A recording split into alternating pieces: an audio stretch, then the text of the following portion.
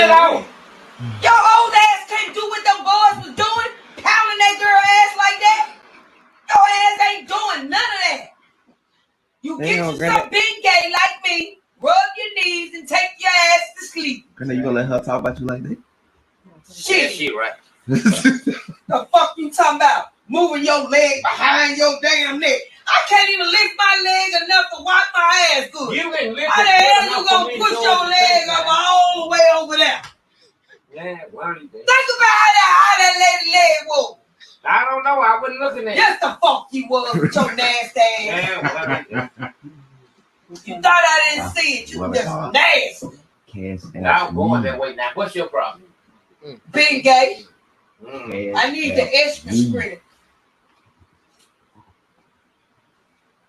Doing all that shit. Your ass is way overdue. Sex is not for us no more. It's for us to drink coffee, drink beer, and watch TV. I like Law and Order myself. I don't drink no goddamn coffee. And I damn sure don't watch Law and Order. I watch Western. Well, I like Law and Order. That suits me fine. That suits me fine too. But you gonna find you a young girl, and if you find her, you ain't gonna satisfy. Cause that boy will pop in the fuck out that girl. You can't do that. You don't know? No. I don't know, but I put right now I put $1,000 on it. You can't do it. Oh man. Fine, let's do it. That's without you putting it. That's without taking a blueprint. Without you taking a motherfucking go get my goddamn bill. No, motherfuckers go find you one of them girls you can flip over like that. And then bam their ass like I seen on that TV. You saying that I can't? I know you can't. I'm gonna try it out on you. No, the fuck you ain't. I got arthritis. What part you don't understand? I ain't doing no sex. Tell me what I can't do to somebody else. I ain't doing no sex. Ain't no sex in my game. You welcome. Shit. Oh man, y'all. Yo, what's going on, everybody? Welcome to the Spann Report podcast. I'm your host, Mr. Spann. This is episode number 303 of the report. And yo, man, it sounds like they having some problems over there in the house, man. Granddaddy sounded like he want to, get his nut on, and Grandma ain't really feeling it, and told him he can do like he might go over there and find him a young girl, but he ain't gonna do her like that young boy was popping that ass. You know what I'm saying? So, oh man, shout out to whoever put their grandma and granddaddy out there like that, man. Real talk. But yo, man, like I said, this is episode 303. Let us Spann Report podcast. And of course, before we get into everything Spann Report podcast related, man, I do have to remind you guys how to get in touch with us over here at the Spann Report. Let your voice be heard. Go ahead and hit us up at the hotline at area code 313-288-0485. That's area code 313-288-0485. Leave us those voicemail messages. And of course, those messages will get read here. Played here live on the show and responded to in kind. And if you're watching us live here on YouTube and Facebook, you can, chop it up with us live, call into the show, chop it up with me. Let me know what you're thinking about what we're talking about here on the show, right? So go ahead, call that hotline, area code 313-288-0485. You can also email us here at feedback@thespannreport.com. That's feedback@thespannreport.com. Go ahead, leave us those emails. And of course, those emails will get read here and replied to here live on the show as well. Follow me on Twitter and Instagram. My name on both of those platforms is Mr._Spann. So go ahead, follow me there, chop it up with your man Spann throughout the week. You can also hit us up on iTunes, Stitcher Radio, and Podcast Addict with a 5-star review. Those 5-star reviews are the ones that get read here live on the show. We really appreciate everybody who goes about the business of doing that. It doesn't cost you a dime. Just a couple minutes of your time to let everybody know why you're rocking with us over here at the Spann Report Podcast Network, man. Also, you can go to our website, www.thespannreport.com. You can go there. You can watch replays of the show. You can vote in the polls when we put those polls up. You can donate to the show, man, as often as you like, as much as you like. And, of course, we really do appreciate every dime over here at the Spann Report Podcast Network, man. But, yo, let's get into this shit, man. Let's get into it. It's been like I had a short work week, you know what I'm saying? Kind of made the holidays work in my favor. I'm lucky enough to where, like, the job was like, yo, since the 4th of July fell on, like, a Saturday, we'll give you Friday off. And I'm like, bet. You know what I'm saying? I take that. And the strategic use of vacation time, your man Spann, like, you know what? Since we're going to do this like that, I'm going to go ahead and take Monday off, make this a 4-day weekend, only using one fucking vacation day. Gotta be smart, man. Gotta be smart. So, yeah, man, only work 4 days this week. But that did not mean that a lot of shit didn't happen. That did not mean that a lot of shit didn't happen over the course of the week. So we got a lot to kind of get into, man. And, like, real talk, I guess I can just kind of get right into this and, like, we can start talking about these these random thoughts that I got, man, because I got a few of them, man. And this one I think is kind of heavy. Maybe not, but still, I just say this, right? So I know we all dealing with like COVID-19. You know what I'm saying? The coronavirus cases are spiking all over the place or whatever. But one thing I've noticed, especially like in the hood, man, is like you got a lot of restaurants that are already serving their customers behind bulletproof glass, right? And they're serving the customers behind the bulletproof glass, and yet they're still closing the lobbies to these restaurants. I'm talking like, especially like in the Detroit area, like, so your little Coney Island restaurants and stuff like that. A lot of them are already serving you behind bulletproof glass, and they're closing the lobbies. And the only way for you to be able to,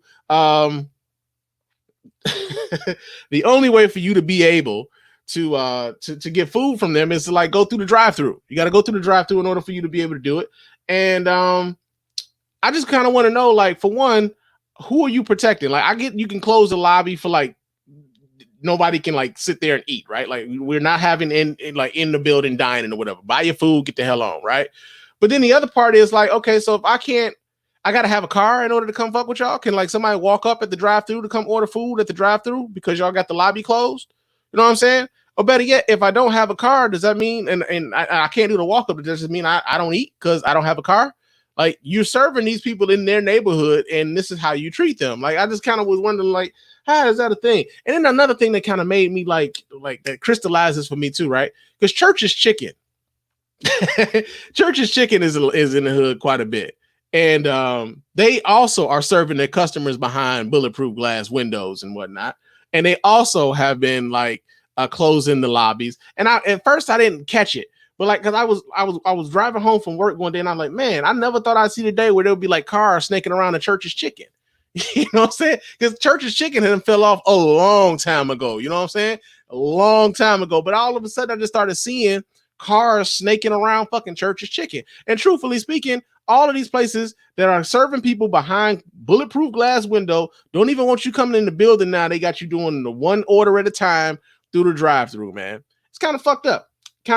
But it was just something that I was thinking about, man. Like, all of these places, I get that we dealing with COVID or whatever. Just don't tell them they can't eat in the restaurant, man. That's all. You ain't got to cut the lobby off. Everybody ain't riding up in no car, man. That's just what it is, for real. Now, another thing I was kind of thinking about, and this is a little bit lighter hearted, is that people were talking about like Juneteenth or whatever, and whether or not Juneteenth would be like a permanent holiday, and as it should. Juneteenth should definitely be its own permanent holiday. But I was thinking, right? So like, the only people who actually celebrate all the holidays, all of the holidays, you got President's Day, you got Columbus Day, which should be Indigenous Peoples Day, you've got St. Patrick's Day, you've got Earth Day. The only people who really celebrate all of these damn holidays are fucking furniture stores.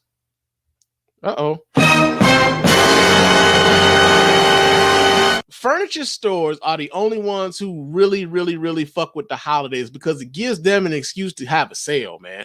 Like, real talk, it don't even have to be a real fucking holiday. It could be like First Baptist Church on the Rock Zion on 3rd Street. You know what I'm saying? It's past his holidays. It's like past his anniversary or some shit. And they got to pass the anniversary sale, all sectionals 45% off. And if you're a soprano in the choir, you get an additional 15% off any coffee or end table, baby. You know what I'm saying? Like, these furniture stores are only like, they the only ones who really fuck with your holidays, man. They the only ones. Like, any holiday you could think of, a furniture store got a sale for you. Now, if Juneteenth is going to be a holiday, like it's going to be a permanent holiday, trust and believe, man, we're going to have some like kente cloth couches come out, man. You know what I'm saying? They're going to have like Frederick Douglass print rugs and shit. Like, they're going to make that a thing, man. Once Juneteenth becomes an official holiday, like an official national holiday, that's going to be a thing, man. For real. So that was just something I was thinking about. It's on my mind. Now, another thing that I was thinking about too, man, we've come across a time where like people do a lot of pocket watching, man. As a matter of fact, let me see if I can pull this up. People do a lot of pocket watching. It's almost as if like pocket watching has become its own fucking sport, right? And so the interesting thing about the pocket watching, I don't have it up here. Sucks. Oh, that sucks. Or do I do it? Do I have it? I do have it. So okay. So one of the things that it was really making me think about the pocket watching thing was that it tends to happen because people are jealous. Like pocket watching is like based upon jealousy. Let me go ahead and share this with you guys. Let me minimize that real quick. Jesus Christ. Okay. But this is what I'm talking about right here, right? So I came across this post on Facebook. I've been seeing this on like Facebook, Twitter. I've seen it a few different places. People have been reposting it. And it says, let's do some math. A lot of you have gotten an extra $600 from the CARE Act for 16 weeks. And you also received a stimulus check for $1,200 and unemployment of $160 a week to sit home and do absolutely nothing. For some of you, that was more money than you ever made in your life. Not to mention the SBA. So we'll say $5,000. So I don't even know what the fuck the SBA is. Somebody may be able to like educate me on what the SBA is. But off rip, they already being condescending. Some, talking about some of y'all, this is more money you ever had in your life, and you ain't did shit with it. So then they go up and they add all this shit up, talking about that's $17,160 cash that hit your account thus far. You didn't use any of the money to buy any insurance, build a business, invest in stocks, invest in yourself, fix your credit, purchase some real estate, and try to flip any of the money so that you can make more and get out of your current situation. The government gave you the bag, but you spent it on hair, handbags, sneakers, name brands, vacations, custom masks, weed, popping bottles, fireworks, and flossing on social media. If you do not start changing your mindset and your lifestyle, you're going to always end up broke. This nonsense ain't even funny anymore. Every opportunity we present for change, you ignore it, but you blame everyone else but yourself for always struggling. Poor equals passing over opportunities repeatedly, right? So this is how they feel. This is how they feel about it, right? Now, I'm going to just go ahead and say this right now. This is peak motherfucking pocket watching, whether you want to admit to it or not. Peak pocket watching. And here's another thing. Like, here's the thing about pocket watching. One, is rooted in jealousy. And one would say, like, yo, Spann, why would anybody be jealous of somebody who got less than them, right? Just hear me out, though, right? Because there's a bit of middle class jealousy in both the rich and the poor. And I'm gonna tell you how I came to this conclusion. So, like, you ever notice, like, you got somebody who maybe works a 9-to-5 job, and they might make decent money, but they feel like they should be making more money. You know what I'm saying? And so, like, they have a bit of a resentment for, like, say, for instance, a professional athlete who makes maybe $1 million to play a game, like they paying this motherfucker all this money and all he doing is putting the ball through a hole, man. Like he carrying the ball and getting hit like a dumbass, and they paying him $500,000 a year. Meanwhile, I got to work in this plant and they only paying me $100. I got to do all this overtime in order for me to make any money, right? So there's that resentment there, right? That in their pocket watching somebody else's like achievement or whatever. It's like they don't believe that person who plays a sport or anything like that. They don't believe that person should be making that level of money. They don't believe they deserve it. They don't believe they earn it, any of that, right? And so then you flip that with something like the stimulus package that came through, where people were getting the $1,200 stimulus checks and they were getting the assistance for the unemployment. People were getting this, I believe it was an extra $600 a week for unemployment or whatever, right? And so you got the people who weren't getting any of this stuff, who work a 9-to-5 job, who are like, shit, I got to go to work every motherfucking day. And these people get to sit at home and they collecting money just to sit their ass at home, right? And one of the things that kind of like, a few things have happened over the course of the last couple of weeks that like really, I've been thinking this, but like kind of really crystallized the shit for me that it kind of works both ways. And like you mad at the rich and the poor, especially if you're in the middle. The first instance happened when I went to that car wash. I told y'all about going to the car wash, wanting to get my car detailed for my birthday, and the owner of the car wash talking about, my employees would much rather, collect unemployment than to come to work, right? And I already told y'all how I felt about like, shitting on your employees. It's not a good look. It's just really not. That's one way to like turn me off and, never spend any more money with you. The other thing was this idea, like you start seeing these memes coming across where like people were talking about, during this quarantine, you should get yourself a new skill, learn yourself a new business, create yourself a business, and all like LLC Twitter going to run amok and shit. Everybody thinking like they get like these poor people then came into this windfall and suddenly they're about to become daddy big bucks, right? And it made me think of this. It made me think of this one scene that was in I want to say Atlanta. It was in Atlanta. As a matter of fact, let me pull this up so you guys can watch right along with your boy. Hold on just a second as I pull this up. But it made me think of this, right? Where is it? Where is it? Here we go. Check this out. Because it kind of crystallized the entire mindset. Okay. Hell yeah. Hell yeah. Hey, Dave. Here he blows. So what you think? Yeah, it's a good dog. Huh?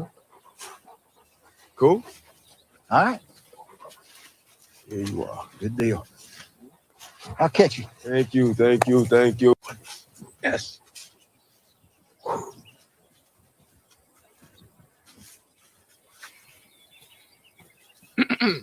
you going to get the money? Yeah, in September. What? Yeah, he's gonna take that cane corso and breed it with his other cane corso. They're gonna have cane corso puppies. They're gonna sell them pups for $2K each.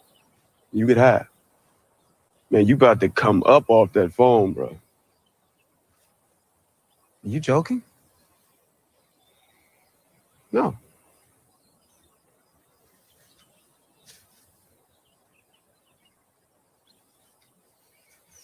Awkward silence. You all right, bro? No, I'm actually kind of fucked. Van needed that money. My daughter needed that money. Okay, not in September, but today. Okay, see, I'm poor, Darius. Okay, and poor people don't have time for investments because poor people are too busy trying not to be poor. Okay, I need to eat today, not in September. Bro, I asked you at the pawn shop if you needed the money to take the money. You said you wanted more money, so I got you more money.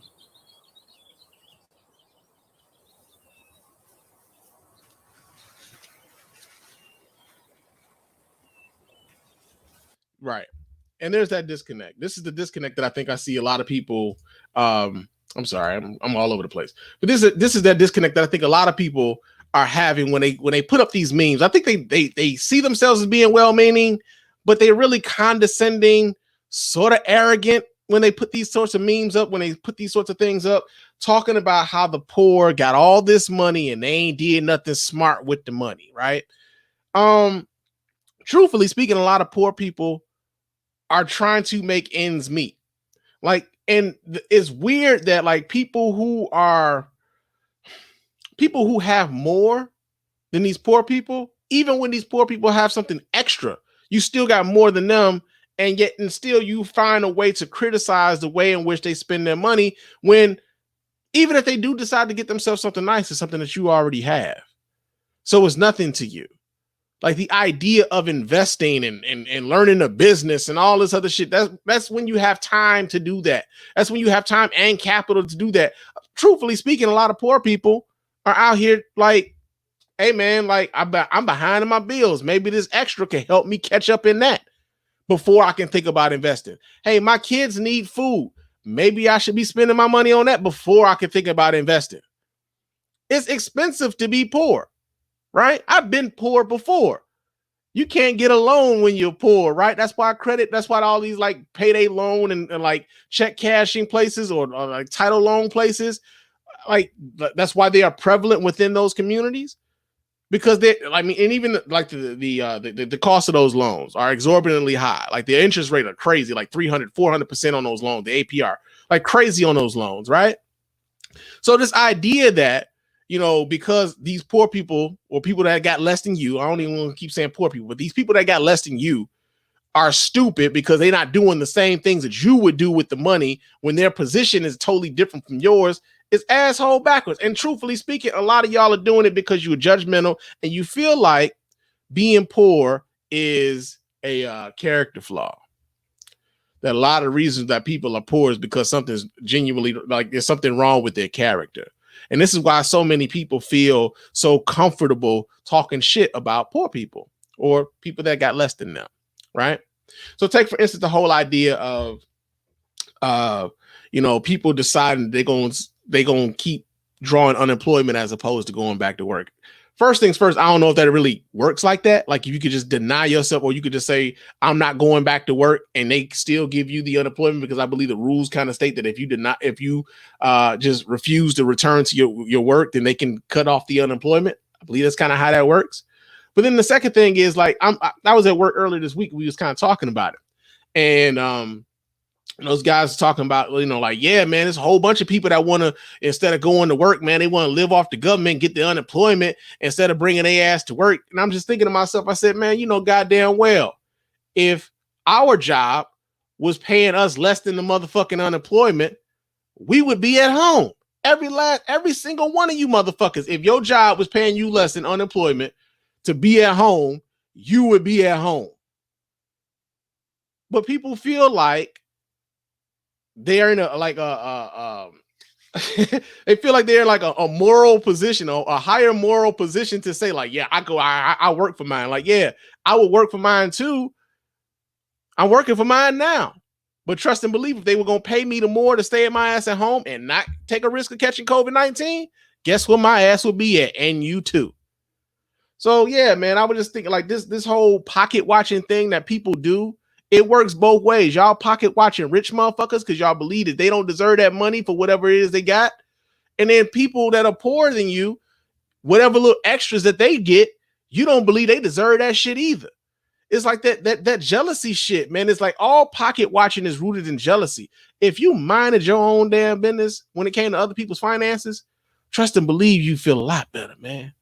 You'd feel a lot better. Leave people's pockets alone. Stop watching everybody's pockets. It's not a good thing, man. I felt like I've been seeing so much of that lately that I just kind of wanted to speak to it, man. But those have been my random thoughts. It's time for us to get into the news.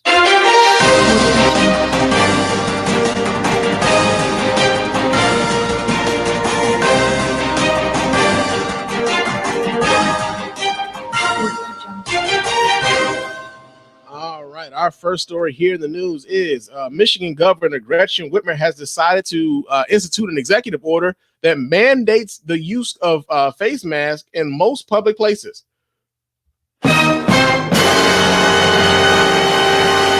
All right, we get this video here from clickondetroit.com. This is Channel 4 NBC affiliate.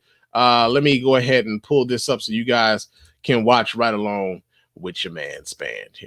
Here we go. Governor Whitmer's new executive order requiring masks puts the onus on businesses to identify and also confront people who aren't wearing face coverings. It's no surprise then that some business owners feel they and their employees are caught in the middle of this, as some customers simply refuse to protect themselves and others by wearing a mask. Local 4 defender Sean Lay joins us with the problems. Uh-oh. Oh, shit. It just stopped? With the problems. Well, I'll be damned. All right. So, this shit just stopped on the nigga. Okay. Live podcasting. Let's go ahead and read. It says, with new cases of COVID-19 rising, Governor Gretchen Whitmer signed an executive order requiring Michiganders to wear a mask in indoor public spaces and some outdoor public spaces. Executive Order 2020-147 reiterates that individuals are required to wear a face covering whenever they are in a public space, indoor public space. It also requires the use of face coverings in crowded outdoor spaces where you cannot maintain proper social distancing. Additionally, businesses are required to refuse entry to people who do not wear a mask. A willful violation of the order is a misdemeanor subject to a $500 fine. Now, this particular article was talking about how these businesses are supposed to be taking the brunt of enforcing this, right? So, interestingly enough, man, like we've been seeing like cases all over the country where like people are being adamant about not wearing masks. People feel like their freedom of being American, people feel like being American exempts them from actually following the motherfucking rules of the establishment, right? And we keep going back to this. The reason why is ironic is because a lot of these same people don't necessarily have an issue with a business discriminated against, say for instance, a gay couple, or discriminated against, racial couples, or like a racial difference, from the norm. So say if a black couple comes in and like you make it uncomfortable for them to be there, a lot of them really wouldn't have that same fucking level of disdain for it. But because these rules apply to them, suddenly there's a bit of that pushback. And so what we're seeing now is, these businesses are now having to be the ones to enforce this, not necessarily law enforcement, but these businesses. Now, the interesting thing about that is like how entitled Americans and people who like just live here have become, where you feel like I can walk in anywhere, take my mask off, damn these rules, damn what y'all talking about. Now, the governor deciding to make this an executive order and, making it a misdemeanor, making it punishable by fines of up to $500, giving that cash incentive to like, hey, save some money in your pocket, put the motherfucking mask on. Maybe that will help, and it'll alleviate some of the pressure on these businesses, because truthfully speaking, a lot of these people who are working there, they don't get paid enough to police people to wear these fucking masks and shit. It's like, yo, man, you got a 20-year-old fucking hostess at a restaurant who's just like, hey, listen, the company policy and the state policy is you got to wear a mask. And here you got some older 40, 50-year-old dude who walks in, I don't have to wear a mask. This is America, and this is violating my civil rights. Well, violate your civil rights to fuck up on up out of here. We don't have to serve you. You know what I'm saying? Violate your ass at home. You know what I'm saying? You want to eat that bad, go home then. If you can't fuck with the, with the statute that's been put in place here. So you got young people, you got like people, like I said, who weren't necessarily being paid enough to deal with that sort of shit, to have to like deal with these antagonistic sort of customers who are coming in and basically flaunting the idea that they don't have to wear these face masks and everything else. And mostly as we talked about this here on the show before, a lot of this is generally speaking about where you lie politically. So you got a lot of people who are fans of Donald Trump, who are like really, really deep on the right side when it comes to politics, who feel like all of this shit is politically motivated, is to keep the economy slow, so it hurts Donald Trump. This is what they believe, that this is to keep the economy slow because it hurts Donald Trump, and if Donald Trump is hurt politically, then he may lose the election, and yada yada yada yada yada. Never mind the very real consequences of the fact that there's over 3 million positive cases of COVID-19 in America, that well over 150,000 Americans have already succumbed to this disease. Like, people don't necessarily feel like they have to abide by these rules, man, and they don't feel like it applies to them. And it's not just Trump supporting like folks though that don't wear the shit. It ain't just them though. Let's keep that clear too, right? Because you got those people, but then you also got people who feel like, well, shit, man, I'm gonna die of something anyway, so fuck it.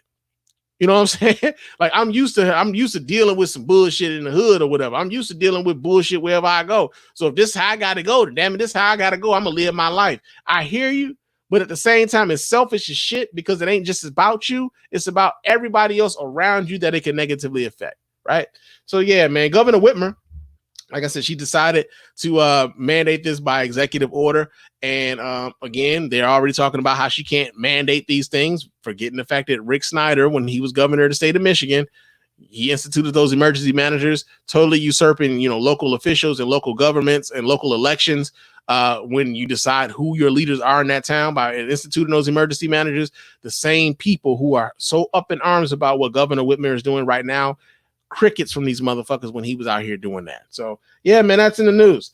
Another story that we got here in the news is the fact that Donald Trump has decided that he wants to defund public schools if they decide that they don't want to take their asses back to school in the fall. And that'll be a monkey's bare-assed uncle. Like, never mind whether or not it's actually safe to go back to school or whatever else, but let's go ahead and read the story. We get this story for Donald Trump. This comes out of the denverchannel.com. So we're going to read the story. It says President Donald Trump is threatening to withhold federal money if schools don't reopen in the fall. He says the guidelines that his own federal health officials have created for schools to reopen are impractical. Wait. He says the guidelines that his own federal health officials have created for schools to reopen are impractical and expensive. So let me get this straight. We are not to listen to the actual professionals and the experts on this matter.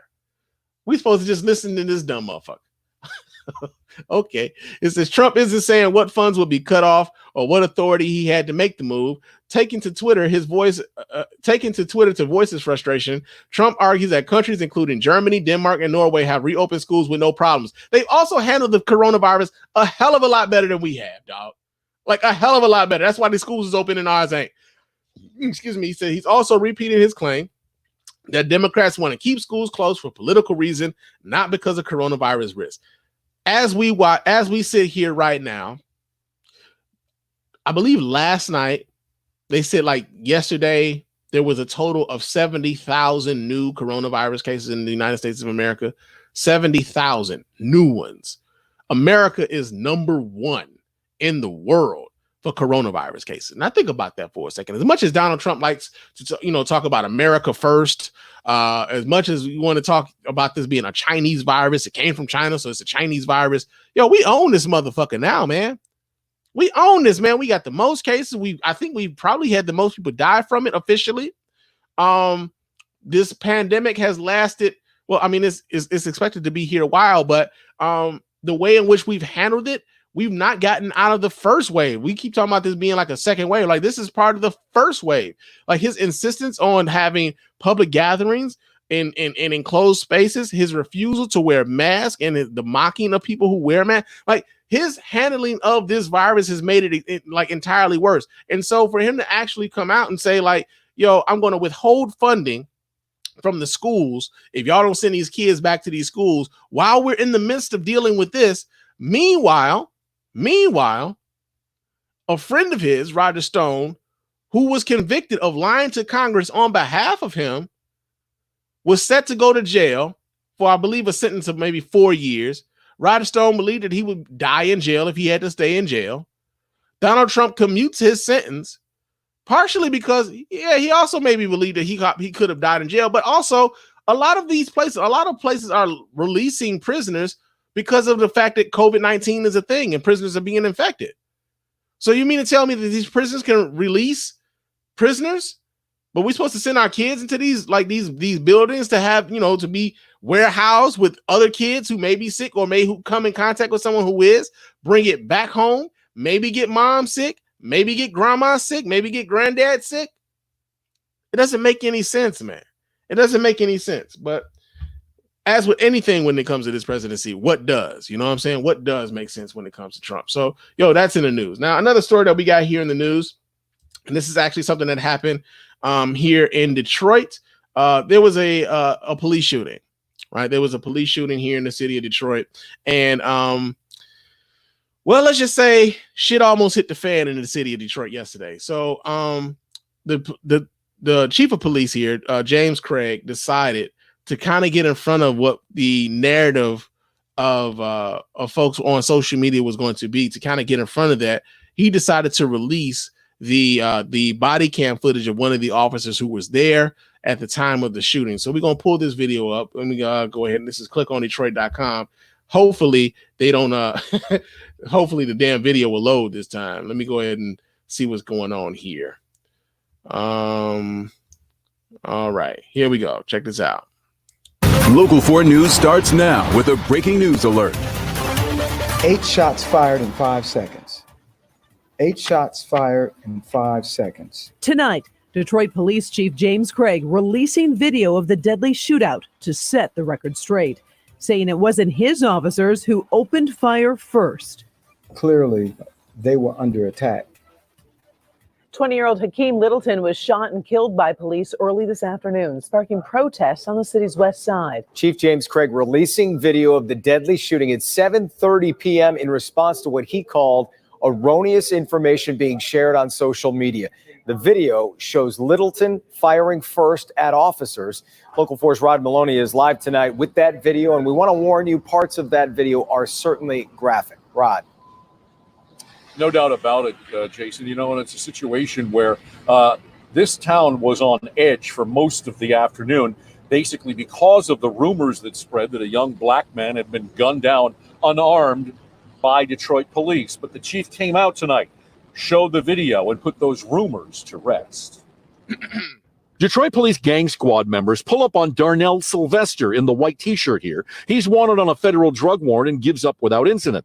Standing next to him in the orange shirt is Hakim Littleton, a parolee, who the video shows pulls a 25 caliber Beretta semi-automatic from his cargo pants pocket and fires twice at an advancing officer. He dies almost instantly when officers fire 4 bullets at him.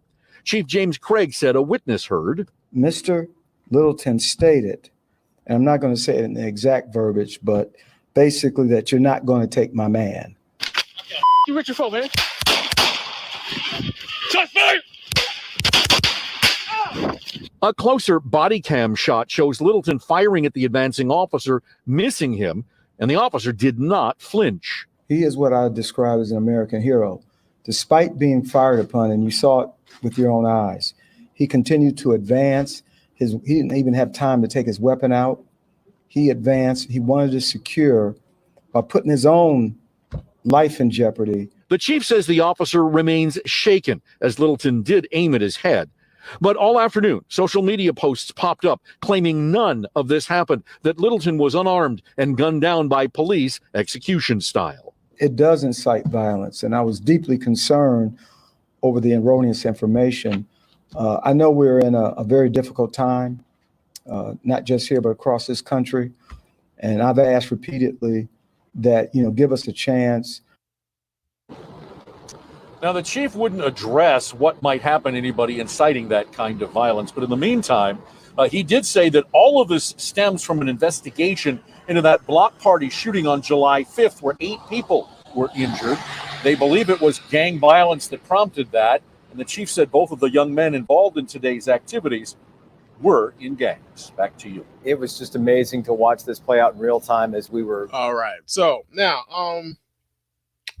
yeah. So here's what happened, right? They were talking about,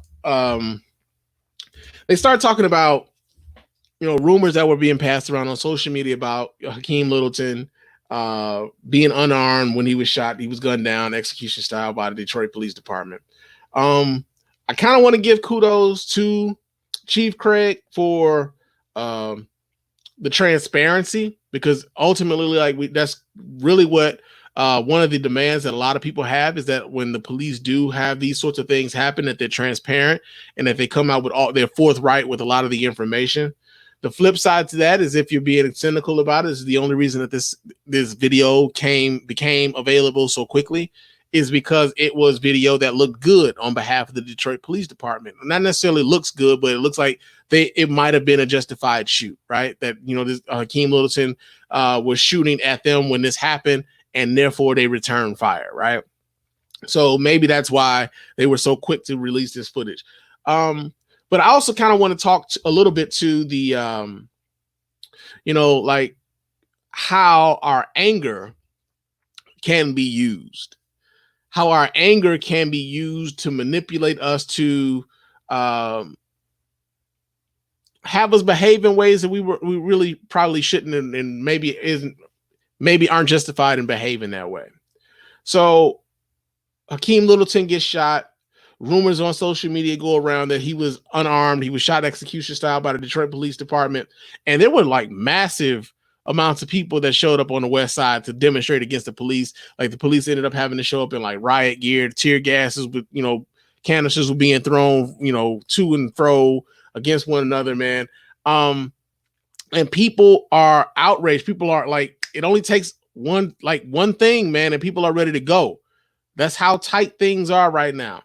And so also how that could be manipulated, though, right? So remember when George Floyd was first killed, and a lot of demonstrations were happening across the country, and there were a lot of peaceful protests, but then there was some violence that happened.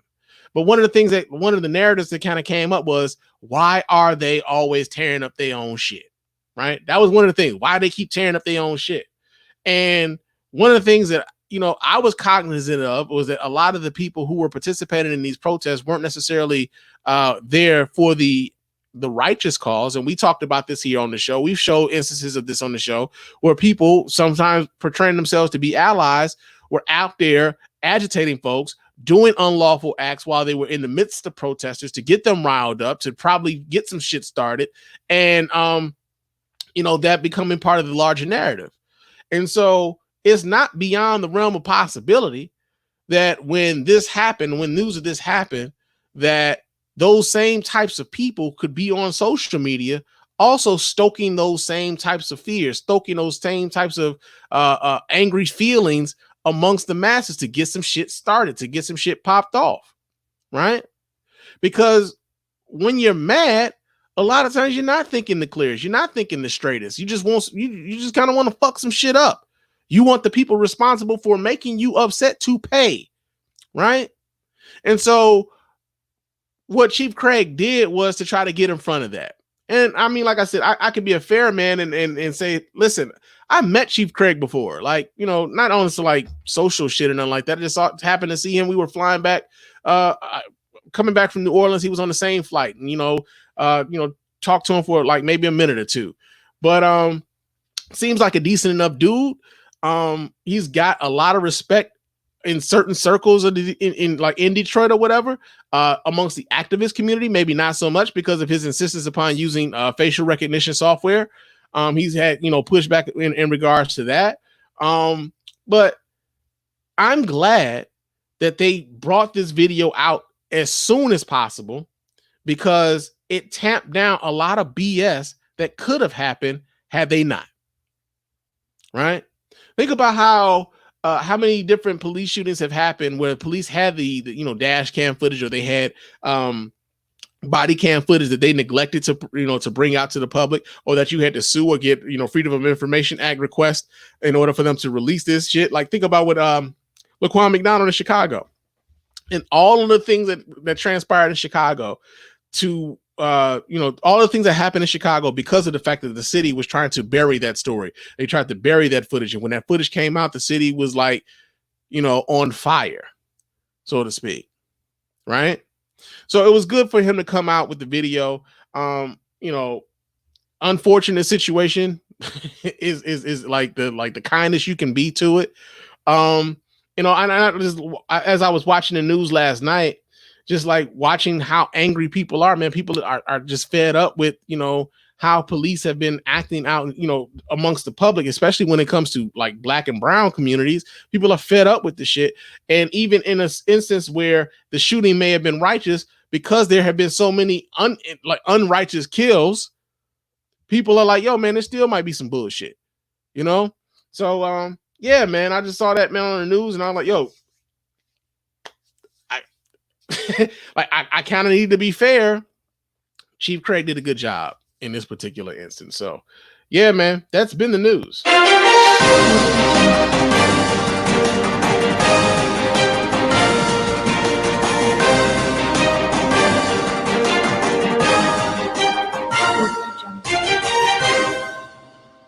But y'all know what time it is. What in blue blazes is going on out here? This nigga just say blue blazes. Yes, indeed, y'all. Yes, indeed. Now, our first story here in Blue Blazes is, so Kanye West has decided that he's going to run for president. And that'll be a monkey's bare-assed uncle. But did he, though? Did he really? So, here's the thing, right? Kanye West decided, he went on Twitter to say he was going to run for president. And off my eyes rolled so fucking hard when I first heard this shit, right? I was like, really? This nigga for real? This what we doing?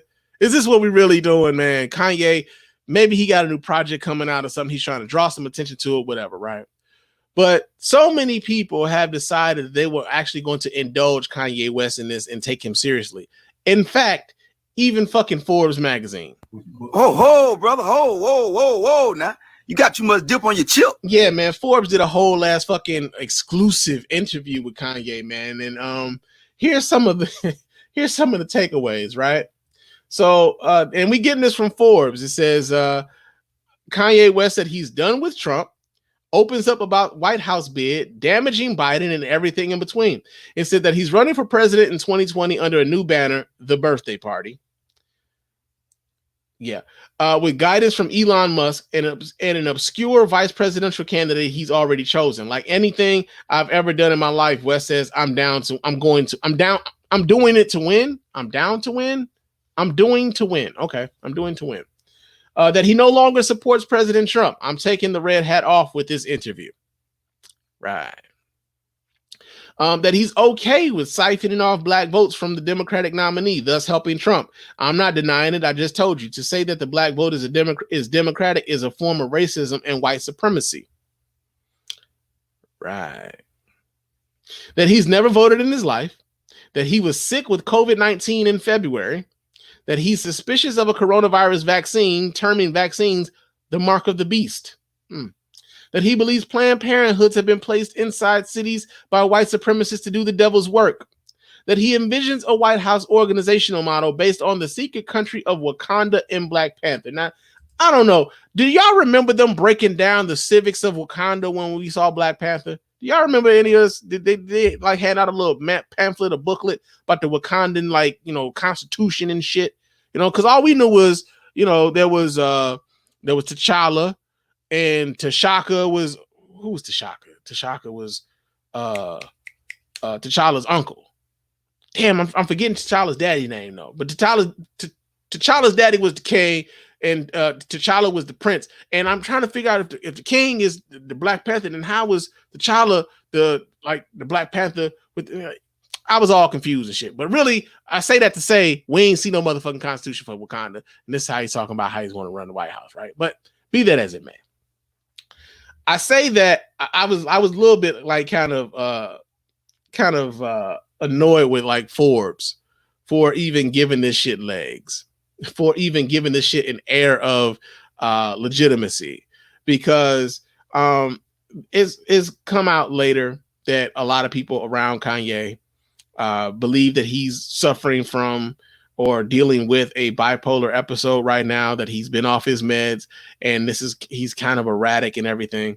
And this is a byproduct of that. And to that, I would say, it's kind of disappointing that Forbes would indulge him in that. And a lot of people are indulging him in that, as opposed to ignoring him and hoping maybe that dude to get some help. You know what I'm saying? Because we keep indulging him in these things, these grandiose announcements and things, and acting as though they're coming from some legitimate altruistic place, and they're not. They're just not. And the idea that and I saw this, generally from people who are wrong, are generally wrong about politics, overwhelmingly so, talking about how legitimate a candidate Kanye West is. This dude hasn't even filed with the FEC to become a candidate. He's not on the ballot, and at least he's not even on the ballot. He's got to get on the ballot. We're 4 months away from the motherfucking election. He's not even on the ballot, but y'all keep talking about whether or not Kanye West got a shot when he ain't even on the fucking ballot, B. He got to be on the ballot before he can have a shot.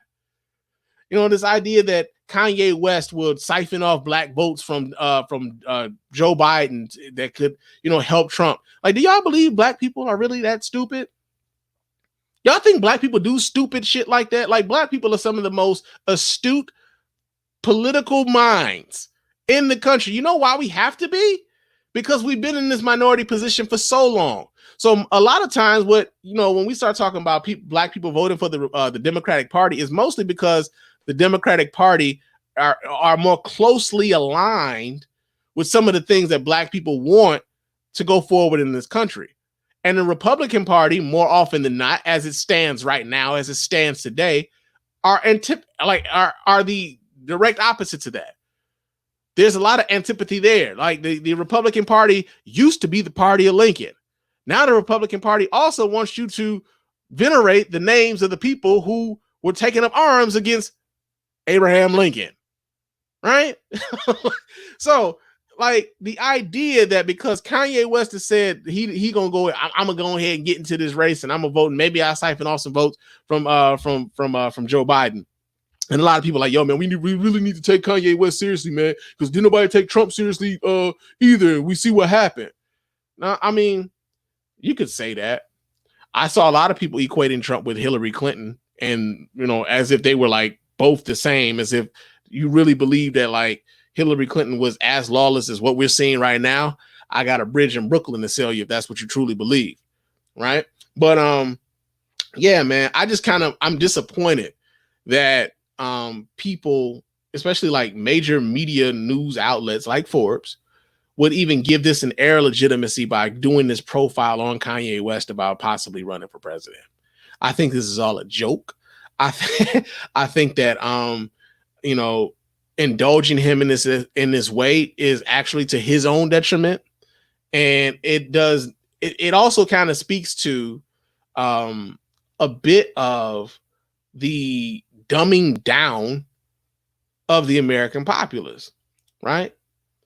The dumbing down of the American populace, we talked about like the defunding of schools and stuff. Like there's so many different things that don't happen in the schools anymore. So many different topics that we don't even necessarily teach anymore. Like I asked my daughter about whether or not they teach civics in her class. She said, they don't, maybe they don't call it civics. Maybe they call it like American government or something. Who knows? But there's this concerted effort to dumb down the American populace. And like, as we're going through this dumbing down of the American populace, which will make us less critical, which will make us less analytical as to what's actually happening at the government on any level, really, not even just the governmental level, but just on any level, period. We're not necessarily being we're not critically thinking about a lot of these things. There's also the elevation of celebrity, right? So you've got, people who believe that Kanye West, with no fucking governmental experience whatsoever, with nothing to tell you that he's qualified to be president of the United States. Nothing.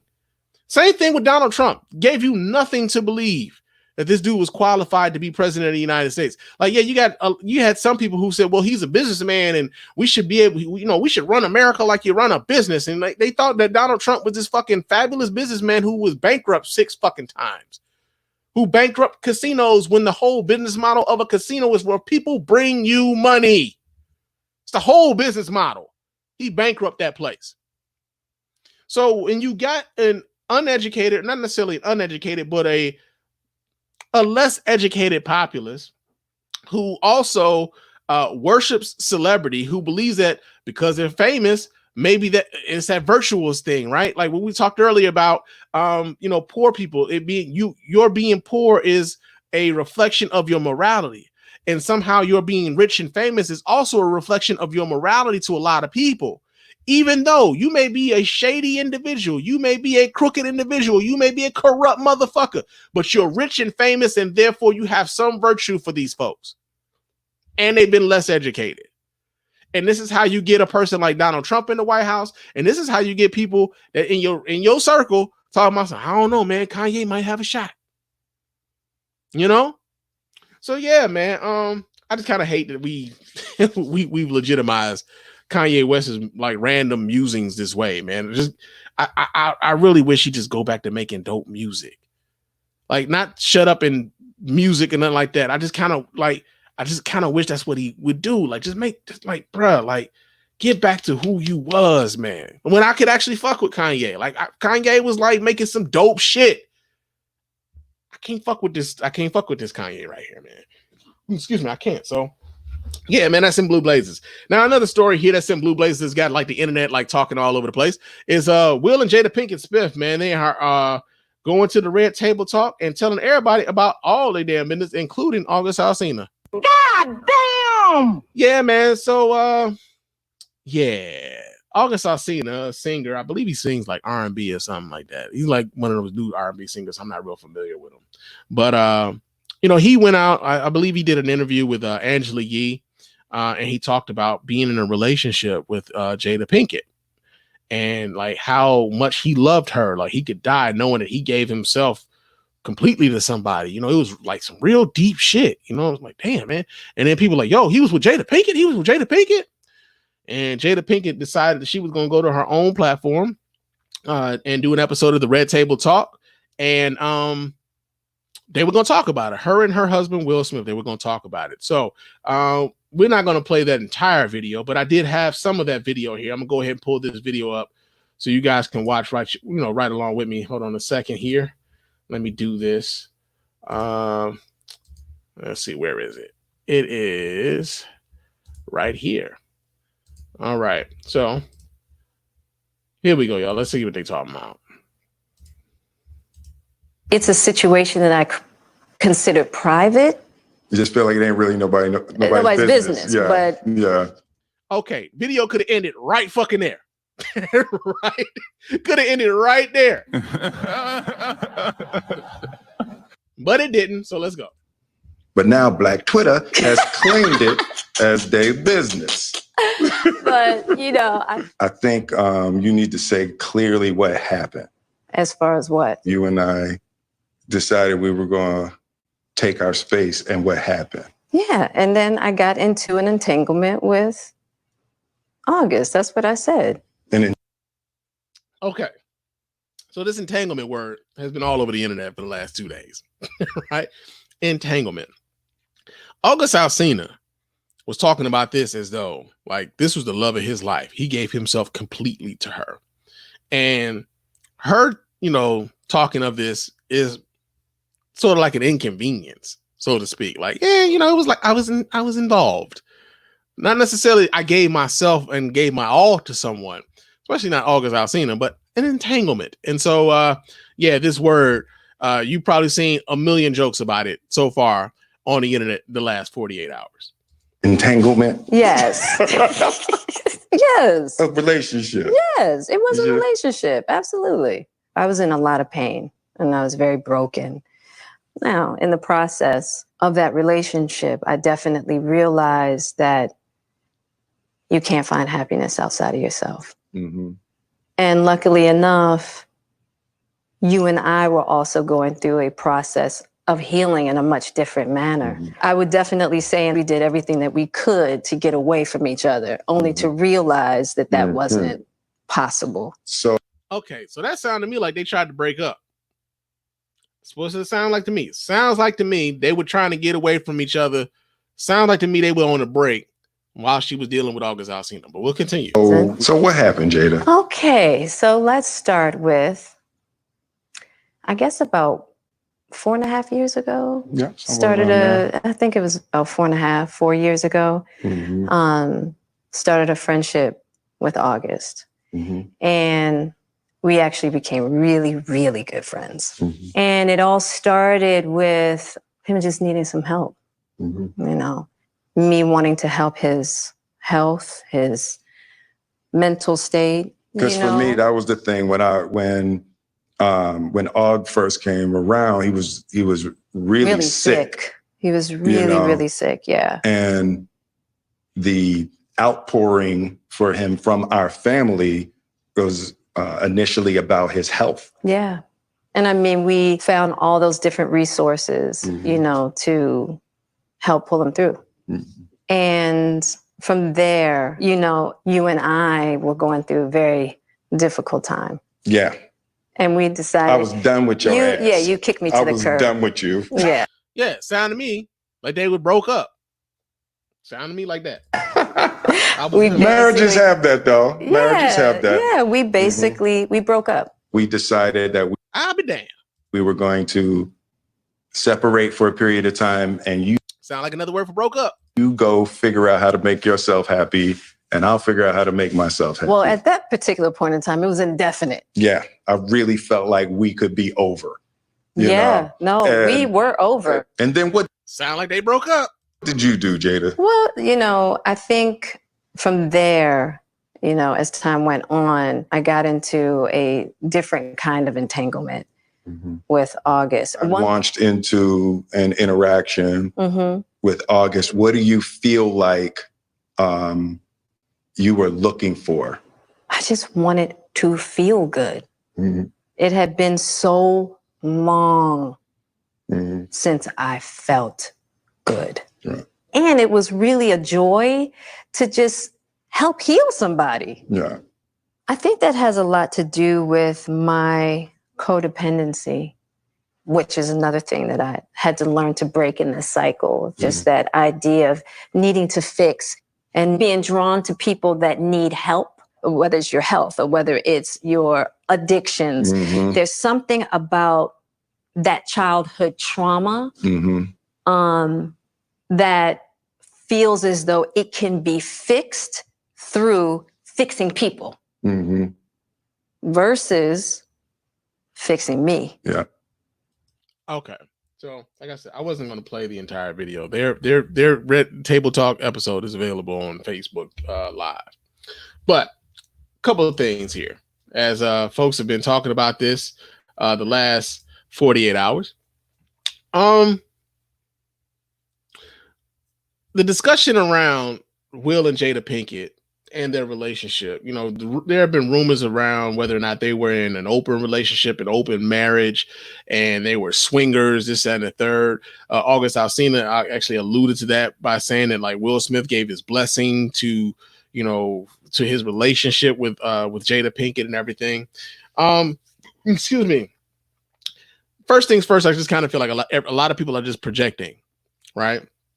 A lot of people are projecting. I've seen people talk about how trash Jada Pinkett is for being involved with August Alsina, you know, because she's so much older than he is, you know, and, you know, but like, and we see relationships with like older men and younger women all the time, but like, she's so much older than him and she's being predatory and this, that, and the third.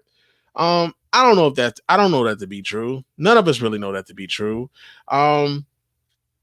The other thing was whether or not they were in an open relationship or an open marriage, that, you know, that Will Smith sanctioned this relationship. It's like, yo, again, sound to me up like they reiterated plenty of times at the time that she was fucking around with August Alsina. Guess what? They wasn't together. They may have been legally married, but they wasn't together. And so she was free to do whomever she wanted to, just as he was free to be with whomever he wanted to be in that time where they weren't together.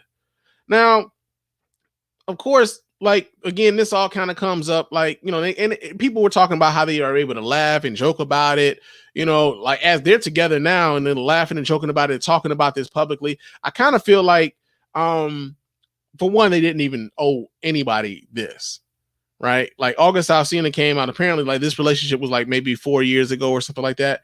And he came out and he spoke publicly about it. They didn't owe y'all that. Like, there's a lot of people who feel like they're entitled to these answers about the lives of these celebrities, and they don't owe you shit. They don't know you, right? Now, we're talking about it here on the show, and they're talking about it on their show as content for their show because this is what people are talking about. It involves them.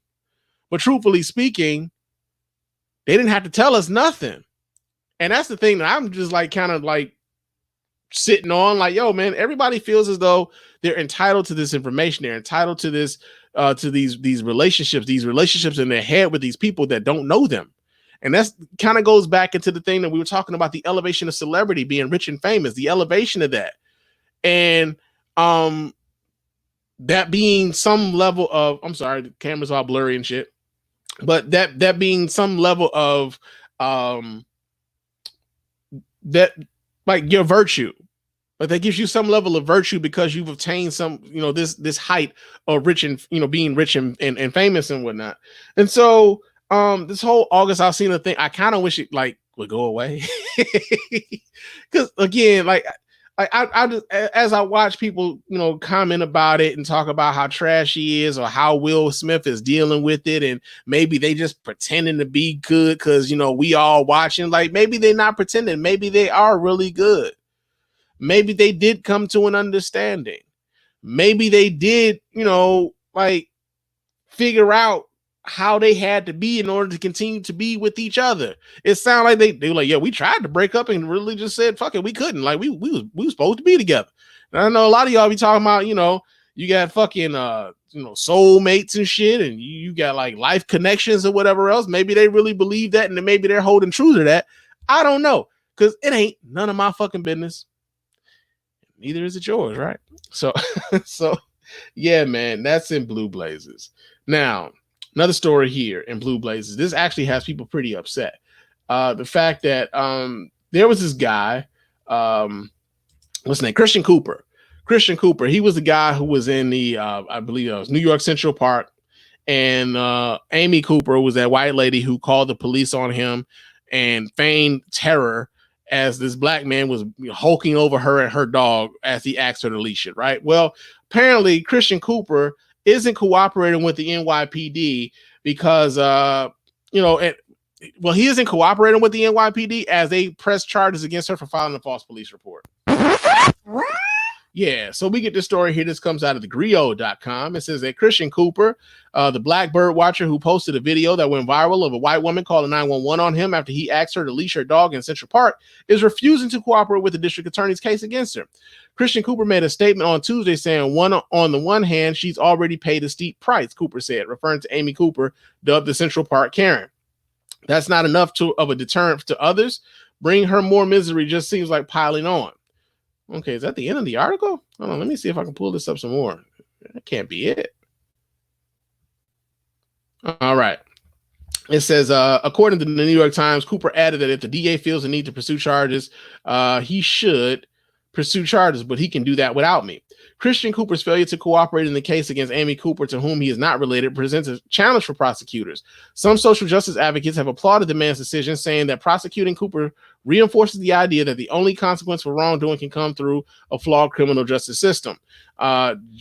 Josie Duffy Rice, president of the Appeal, a social justice website, tweeted, "Ask yourself what criminal charges can do to Amy Cooper that hasn't already been done." Duffy Rice, who is black, continued, has she not faced consequences?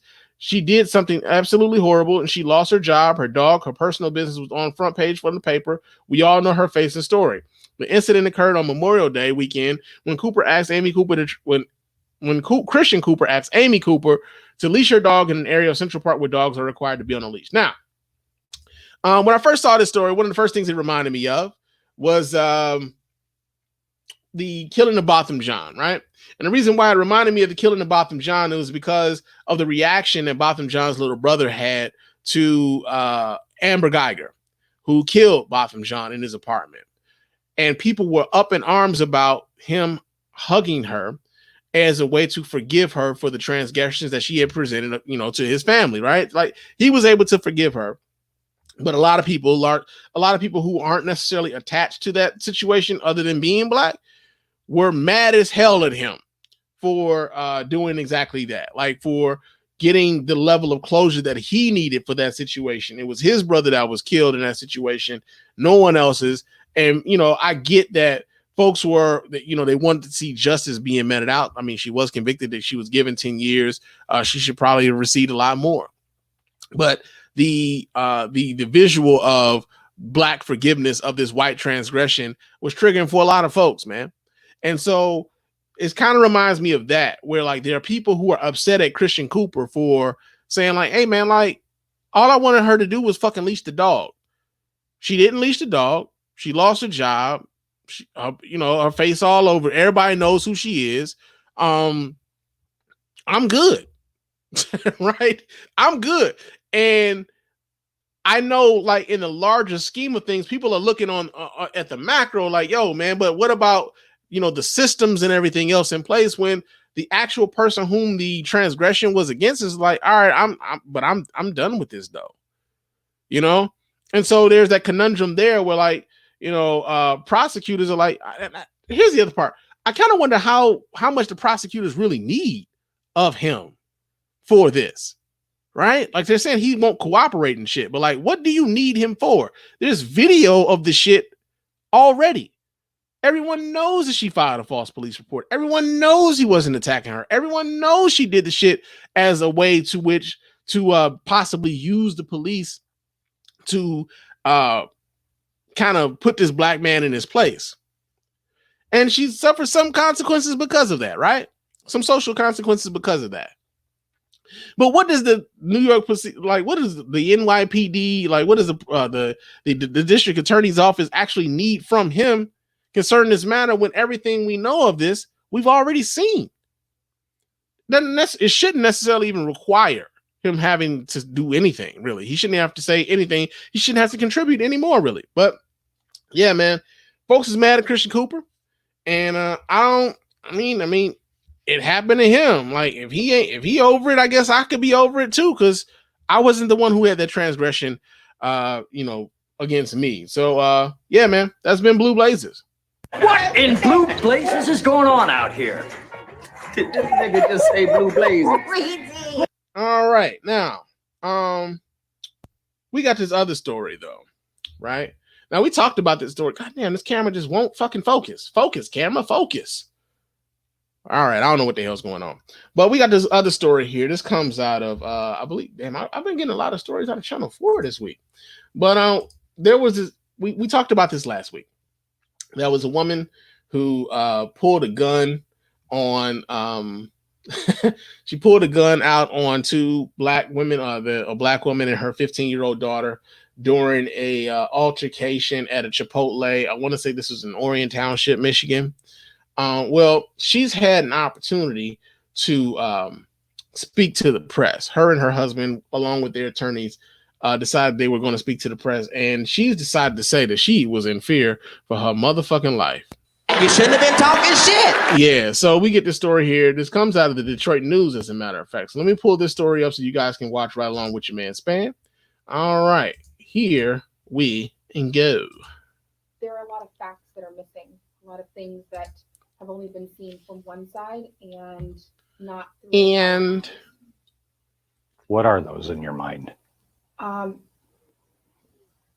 This was just an attack, pure and simple, from the other side. We were berated. Our race was brought into it. We tried to leave multiple times. I didn't want to fight. I didn't want an argument. I just wanted to go home to my children. Okay, she could have left. Let's get that out of the way. That was one of the biggest takeaways that I had the last time I talked about this, was that once they got their asses in that van, they should have pulled off and went on their merry way.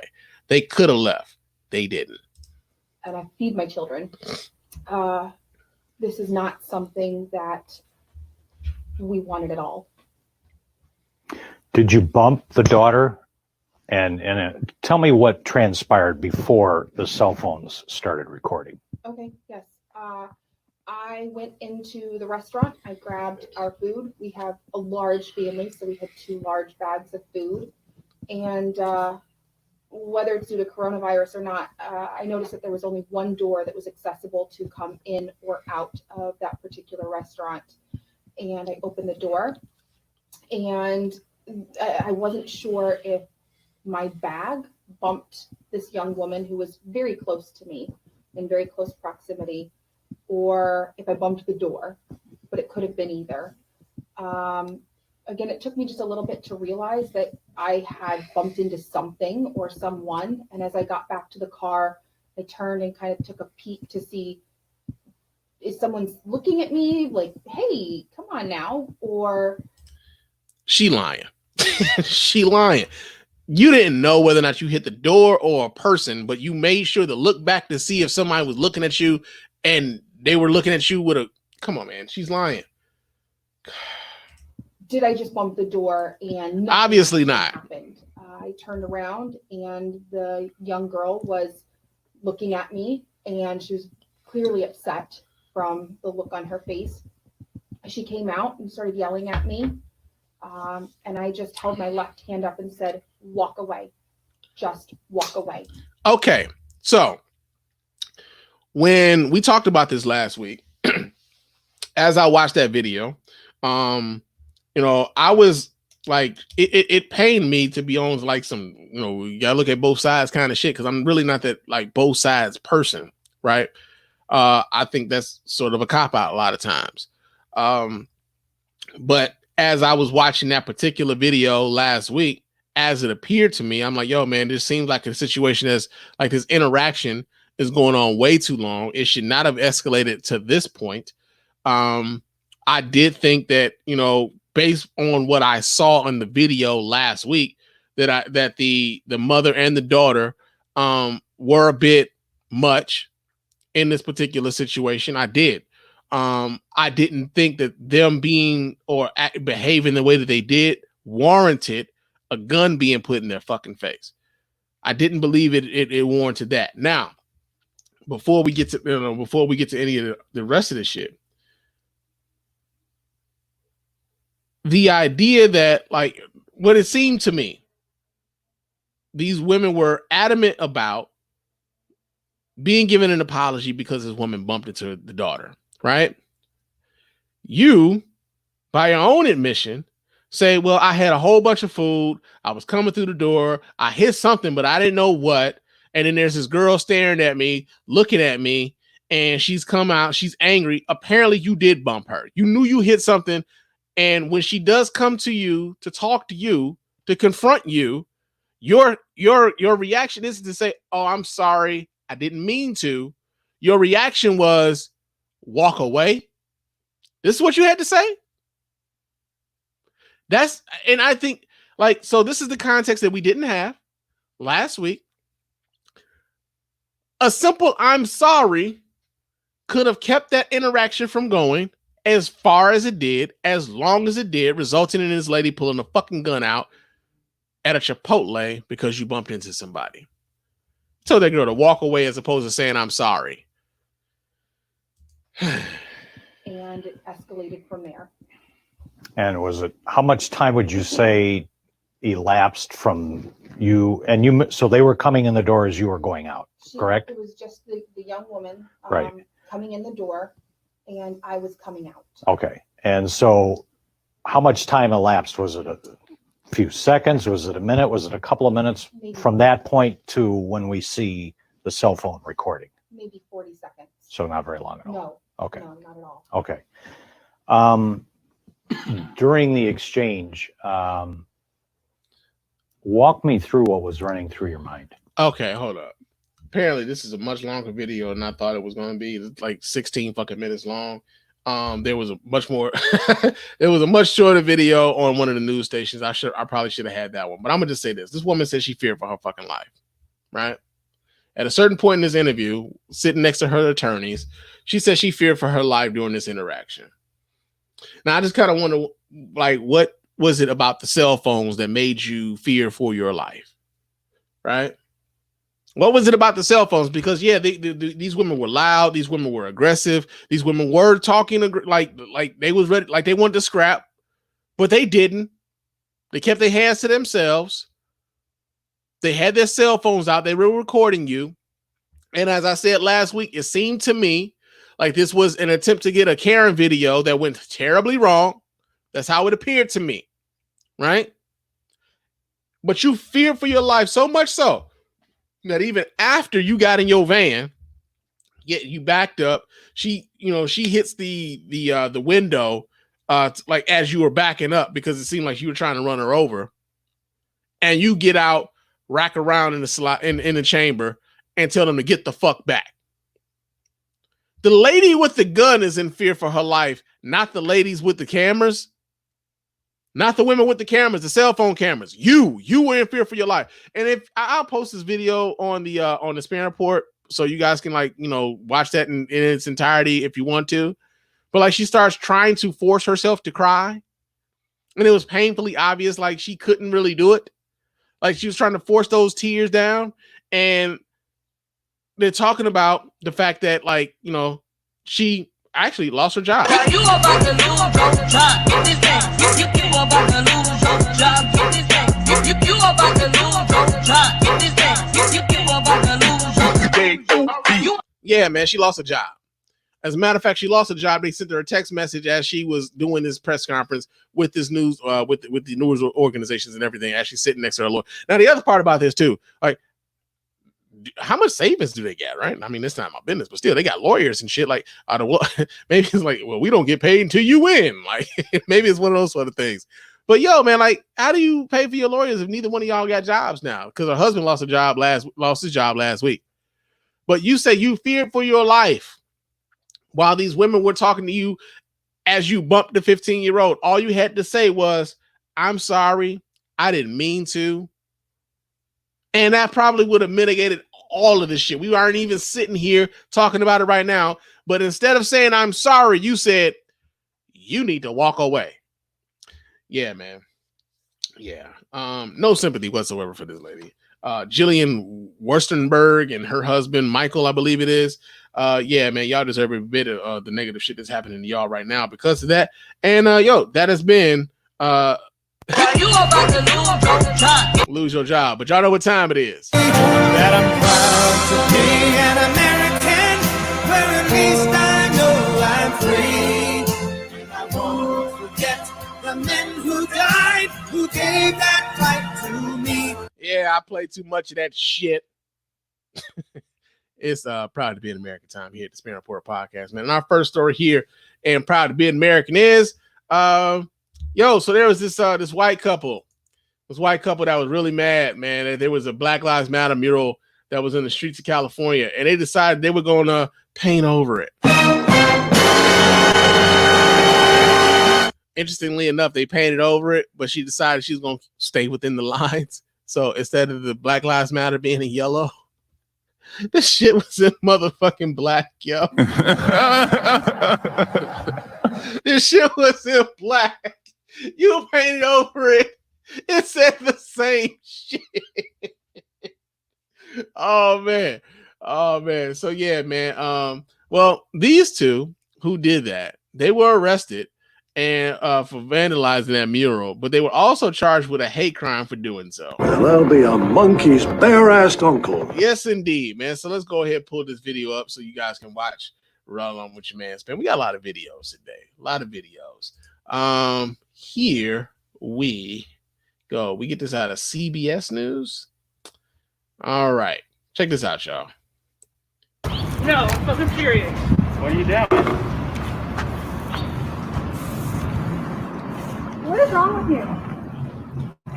Hold on, man. She got on a full-length skirt and shit, like down to the ankles, man. She out in the sun painting, working in the sun, painting in the skirt. Okay, you know. We're sick of this narrative. That's what's wrong. The narrative of The narrative of police brutality, the narrative of oppression, the narrative of racism. It's a lie. It's a lie. This is racist. What you're doing. Okay, so that's her dude, right? That's her dude. And how you got her out here like painting, G? like why is it you with the cell phone? Why isn't it you out there in your shorts and your fucking 4 more years of this Trump shit? Why isn't it you out here painting? You got her out here painting, and you the spokesman. You the one out here talking shit, talking about all this shit is lies, is propaganda. Oh man, he's got racism is what it is. That's what it is. There is no oppression. There is no racism. It's a leftist lie. It's a lie from the media, the liberal left.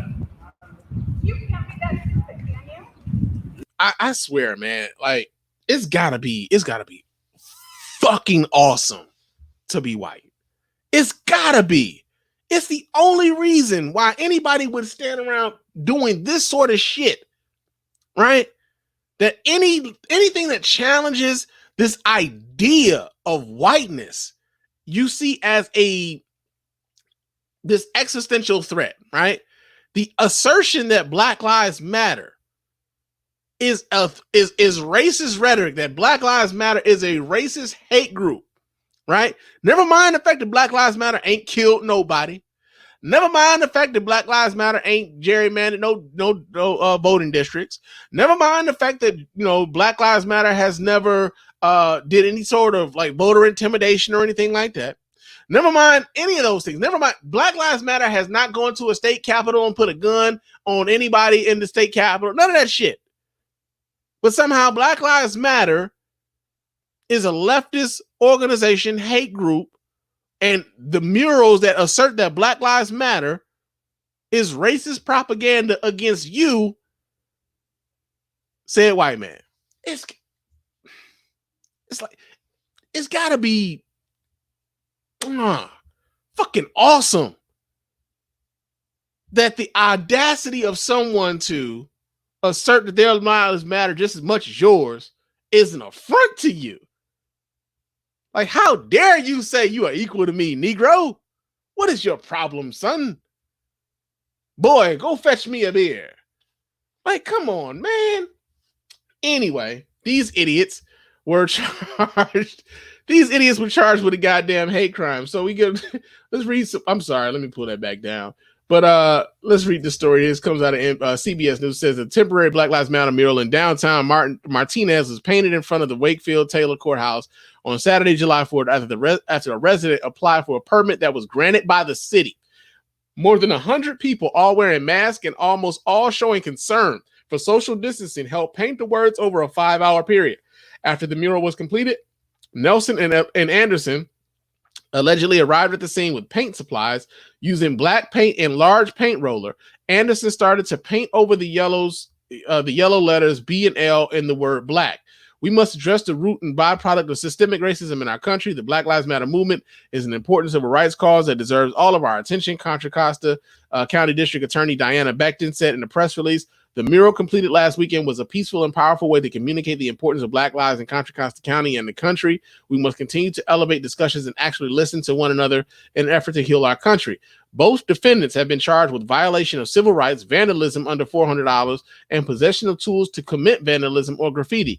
The alleged offenses are exempt from special bail, a specific bail amount, due to the current bail schedule in light of the COVID-19 pandemic. If convicted, they can face up to a year in county jail. Now, will they probably do a year in county jail? Probably not. Probably not. But I'm just like, I'm tripping because like we're at a time now where I'm starting to like I be asking myself these questions. Like, is this how the purge starts? You know what I'm saying? Because I have not seen so many people so upset at the idea of equal treatment of all folks, right?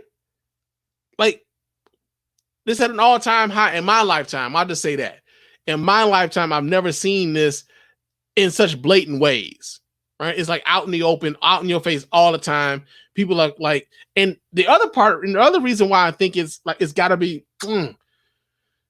great to be white is because they do this shit knowing that other white people have done similar, then lost their jobs, lost their livelihoods, then had their reputations ruined. Like all this shit's happening, and yet and still they can't help themselves. They gotta be out here. Oh, it's a racist narrative. It's brought to you by the liberal left, and it's bullshit, and I won't stand up and tolerate it. Like they go on these meltdowns, man. And it's funny because they were the ones who would always talk about you being triggered. I have yet to see anybody more triggered than some mediocre white man who has had his whiteness like not worshipped, right? To have his whiteness not worshipped. So yeah, man, that's proud to be an American. Now, another thing that's proud to be an American is the fact that we got a whole bunch of people who were like real upset at the prospect of wearing masks and stuff, right? Like they're real mad about this idea. So we actually have a few stories to talk about on this one. As a matter of fact, we get this one here from businessinsider.com, where they're talking about anti-mask shoppers at Costco and Target throwing tantrums and tear down mask displays, revealing a growing crisis for retail workers. Now, we kind of talked about this a little bit earlier when I talked about Governor Gretchen Whitmer and the executive order that she put down for the state of Michigan when it came to wearing masks and going into a restaurant and like patrons being antagonistic to the hostesses when they're wearing when they're informed that they have to wear masks. So we get the story here. Like I said, this comes out of businessinsider.com. It says anti-mask customers are creating a crisis for retailers as employees at stores like Target and Costco have had to handle customers throwing tantrums and destroying displays. Over the weekend, a woman uploaded a video of herself destroying a mask display at an Arizona Target. In the video, a woman identified by the New York Post as Melissa Rain Lively yells, "This shit is over," and "fuck this shit," until she is approached by two Target employees. "You let everybody else do it," Lively says. "I can't do it because I'm blind. I'm a blind white woman because I'm wearing a $40,000 Rolex. I don't have the right to fuck shit up." Oh shit. So check it. Remember, well, it's been a while, but we talked about this on the show. If you listen to the show frequently enough, when we talk about the people, especially those who are like Trump supporters, who have not necessarily faced real, oppression, who have not faced any real oppression, any real hardship or anything. feeling as though they are aggrieved, feeling as though they are put upon, feeling as though they are being discriminated against, suddenly wanting to feel like they want to feel as though they're being treated like Black people feel all the time. And this right here sums it up perfectly. You let everybody else do it.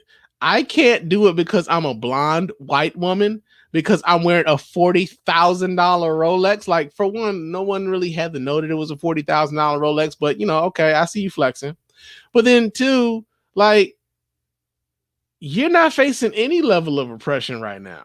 40,000 year, like, Rolex wearing lady, blonde white lady who apparently has means and who's apparently like protected in large part. A lot of policy in America, a lot of the racist policy in America has largely been to your benefit, to protect the sanctity of the white woman.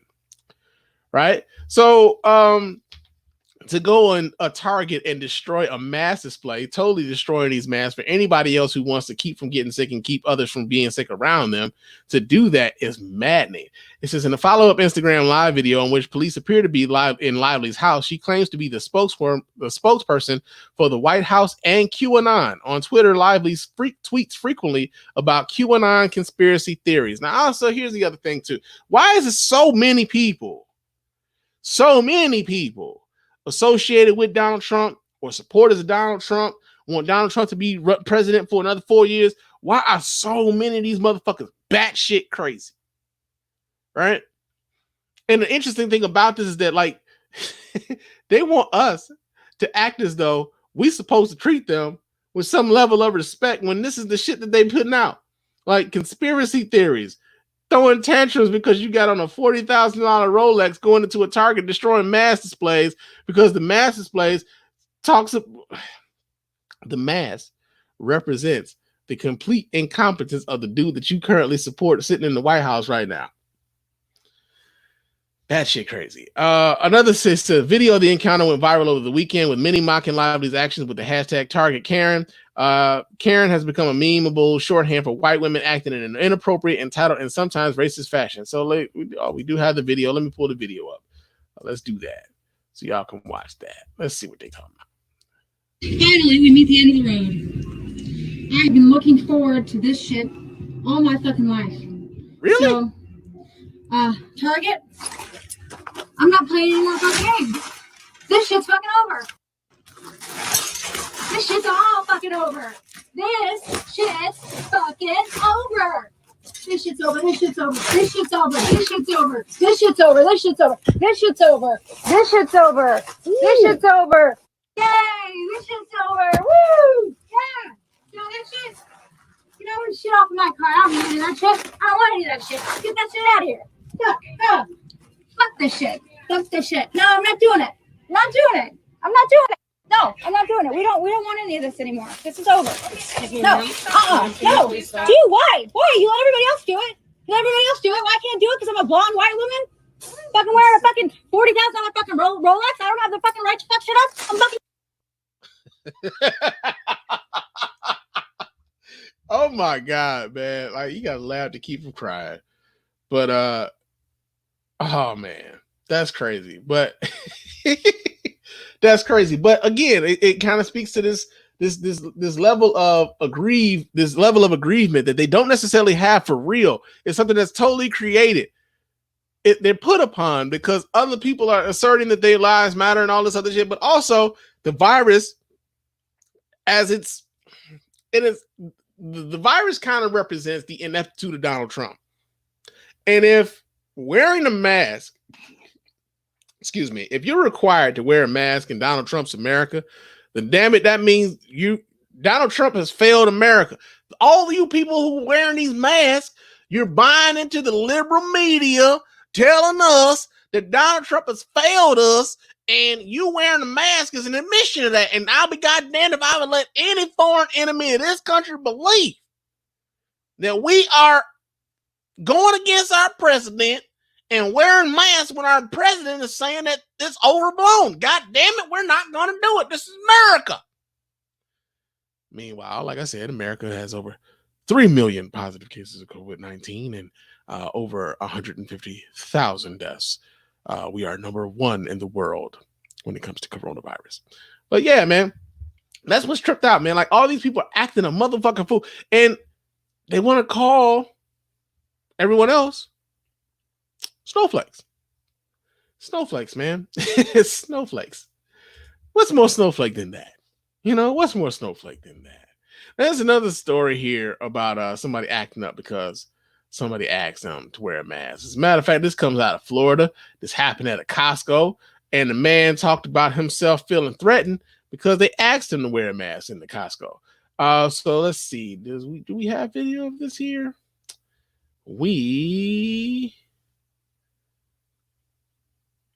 Come on. Yeah, we do. Let me pull that up. All right. Here we go. You're 6 feet away from you. You're harassing me. I'm not harassing you. You're coming close to me.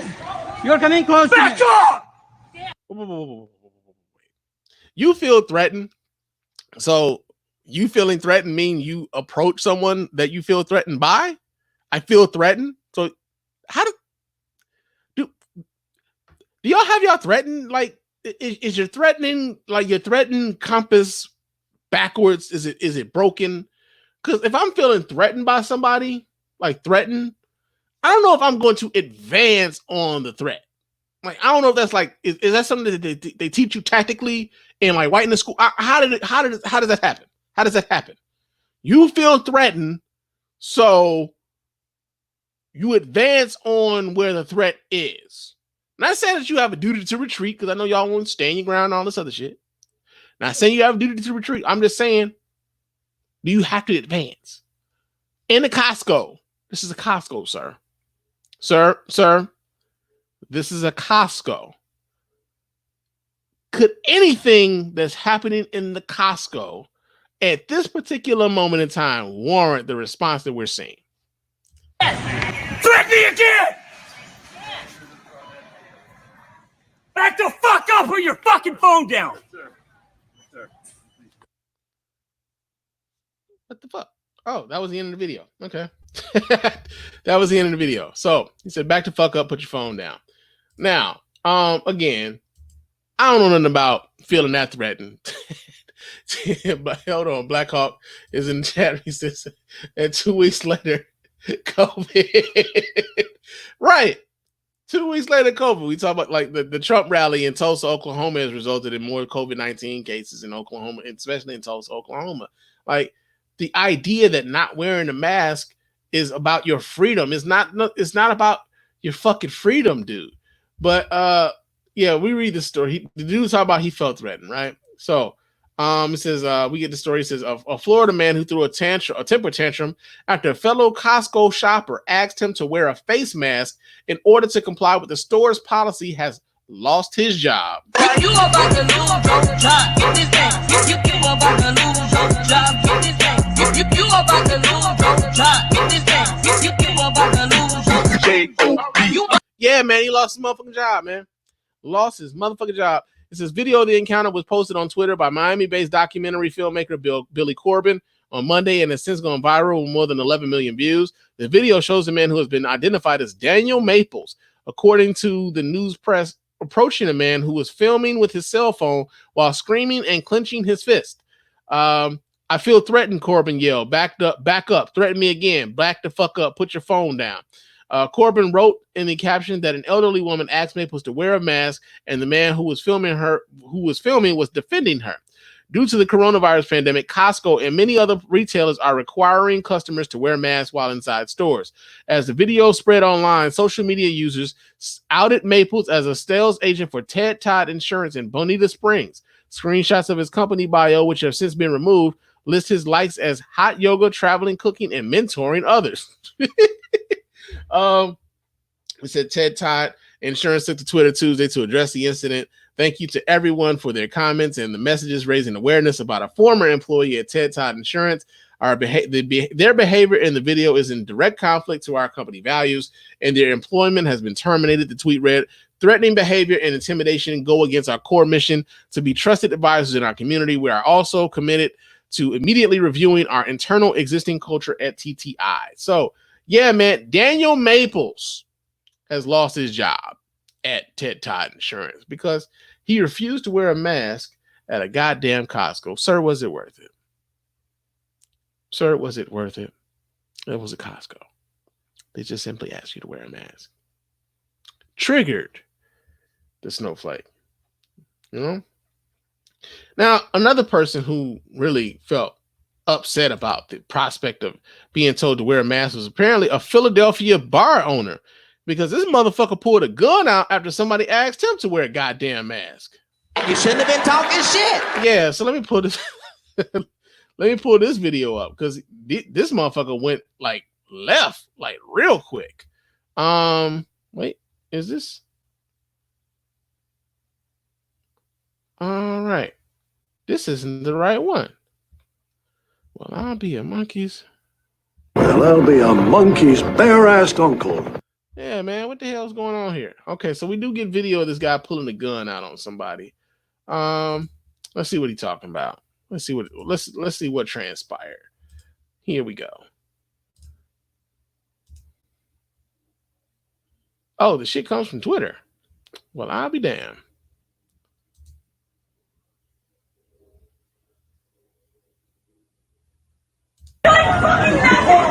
That's what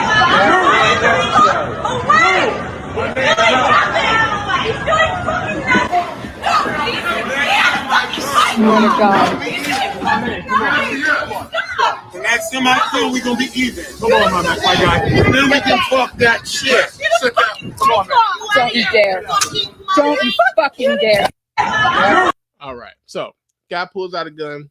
It was a white guy, pulled a gun on a black guy. Apparently, they got into an altercation because the black dude spoke about not social distancing and not wearing a mask. All right. Apparently, this guy is a Philadelphia bar owner. And, well, we get the story I had in the New York Post. It says a Philadelphia bar owner seated outside a nearby restaurant on Sunday was caught on camera pulling a gun on a black man who denounced the patrons for their lack of social distancing. The tense encounter unfolded after the unidentified passerby stopped his bike near Nick's Roast Beef and began calling out the customers who were dining outdoors. Social distancing. No one is wearing a mask. The unidentified man yelled out. Witness Liz Krieger, 34, who was seated at the eatery, told the newspaper. Customers shouted at the man to leave, and Jamie Atlick, who owns the nearby Infusion Lounge, got up to confront him. The black man yelled MAGA privilege at Atlick, who shot back Trump 2020, according to Krieger. Atlick then pulled out his gun, prompting some customers, including Krieger, to rush to the black man's defense. Put the fucking gun away. A woman could be heard on video telling Atlick, he's doing nothing. He's doing fucking nothing. He hit a fucking bike lock. As quickly as the confrontation escalated, Krieger said within seconds, Atlick put his gun away. Krieger told the Philadelphia Inquirer that the customer screaming that the black man had a gun, when in actuality, she said it was the man's bike lock. Robert Gainberg, a lawyer for Atlick, told the newspaper his client is licensed to carry a gun and took it out after the man reached behind his back for an object. He's a business owner and he's being threatened. Mr. Atlick unholstered his licensed firearm, diffused the situation, and sat back down. Okay, I'm going to tell y'all right now, as someone who's also licensed to carry a firearm and carries daily, yeah, you just pulling your gun out does not fucking diffuse shit.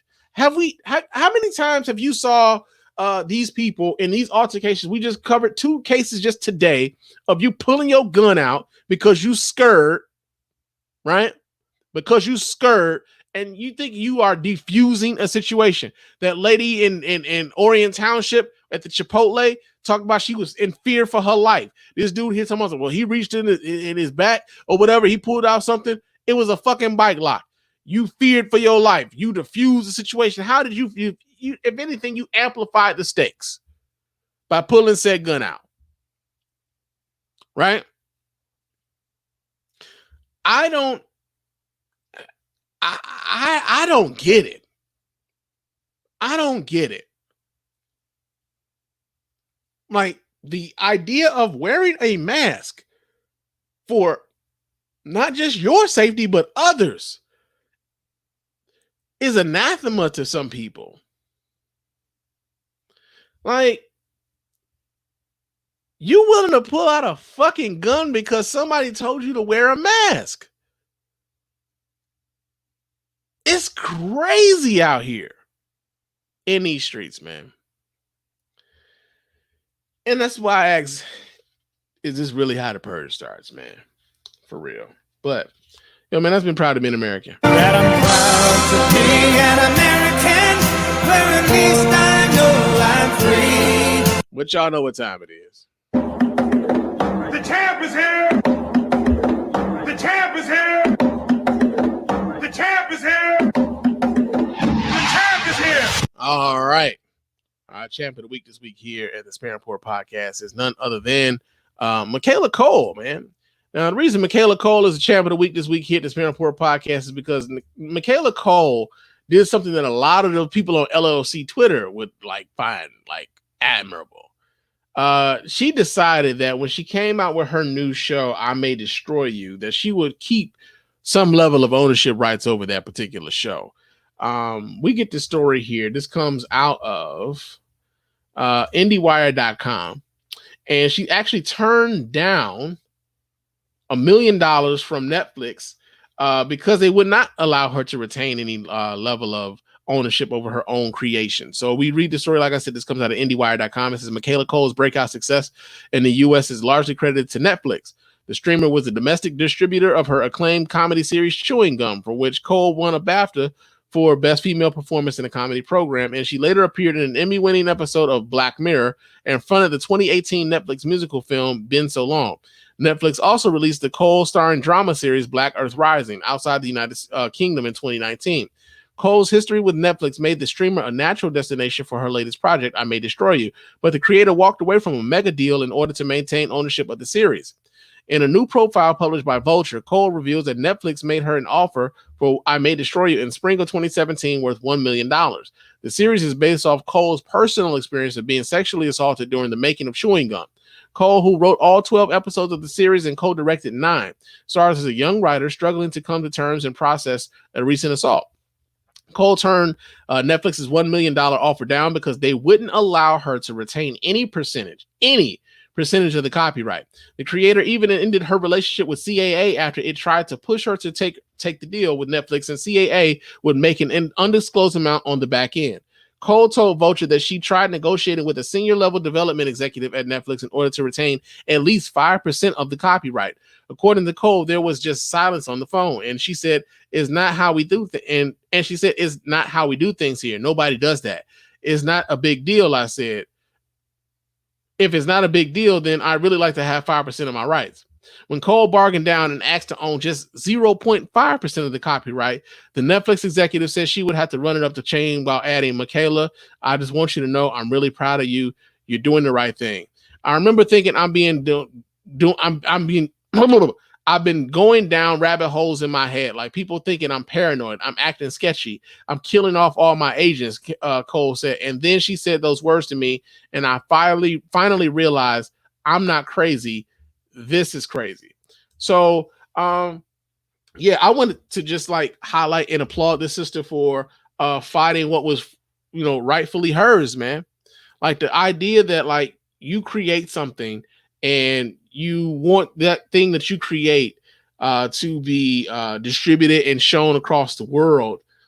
And once you give it to someone else, it no longer belongs to you. That idea to me is insane. And it also kind of as a podcaster, right? There was another article that I saw earlier this week where we were talking about podcasters who had signed deals with places like Gimlet Media and to help them distribute their podcasts, and those podcasts being the properties of the places for which they used to work, and being a totally independent podcaster and distributing my show independently, not with any of the backings of anybody corporately or anything else. Like the idea of somebody owning the Spann Report other than me is fucking crazy. So yeah, man, I just want to highlight her story, man, and send a big salute to Michaela Cole for standing by her principles and sticking to her guns and keeping ownership of her shit, because that product is a result of her work, is a result of her experiences, and she should have some level of ownership of it, whether we get told the story or not. But yeah, man, shout out to her, and she's the champ of the week this week here at the Spann Report podcast, man, real talk. But I've been talking for a little while, and it's time for me to get on up out of here. But of course, before we do that, I got to remind you guys how to get in touch with us over here at the Spann Report podcast and let your voice be heard. Go ahead and hit up that hotline at area code 313-288-0485. This area code 313-288-0485. Leave those voicemail messages, and of course, those messages will get replayed here live on the show and responded to in kind. You can also email us here at feedback@thespannreport.com. That's feedback@thespannreport.com. Go ahead, leave us those emails, and of course, those emails will get read here and replied to here live as well. Follow your man Spann here on Twitter and Instagram. My name on both of those platforms is Mr._Spann. So go ahead and follow me there. Chop it up with your man Spann throughout the week. And you can also go to our website, www.thespannreport.com. You can go there, watch replays of the show, vote in the polls when we put those polls up. You can leave comments over at the website. You can go to our store and get yourself some merch, buy yourself a t-shirt or a face mask, because those are important these days. You can donate to the show as often as you like, as much as you like. And of course, we really do appreciate every dime over here at the Spann Report Podcast Network. The golden circle that donates through Patreon is what allows for us to do this show here live on Facebook and YouTube simultaneously, right? Also, hit us up with a 5-star review on iTunes and or Stitcher Radio and or Podcast Addict. And let people know why you're rocking with us over here at the Spann Report Podcast Network, man. Tell everybody why you're doing it. Doesn't cost you a dime. Doesn't, just a couple minutes of your time, let everybody know, right? And so that's what it is. But it's time for us to get on up out of here. I will talk to you guys again soon. But until next time, fam, peace.